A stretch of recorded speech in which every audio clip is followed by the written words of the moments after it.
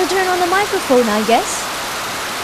I swear, my microphone was on, but the bottle rockets were just too loud, not to mention painful too.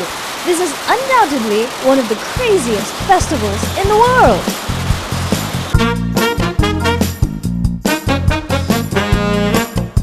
针对这个目标，主要声明就是关圣帝君。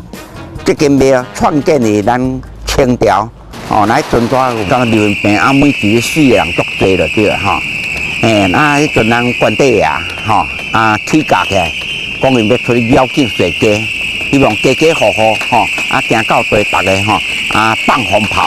And that's how the epidemic was stopped and how the Beehive Rocket Festival came to be. Gosh, last night was exciting. Still a little bit hoarse from all the screaming and a little bit shaky from all the excitement. Still have all 10 fingers, all 10 toes, all of my limbs, so I think I'm going to explore the rest of the town. Shall we?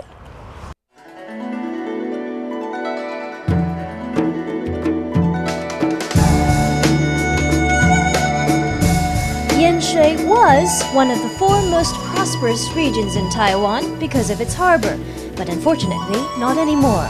These days, it's mostly known as a historical town and, of course, for shooting millions of bottle rockets in one night on the Lantern Festival every year.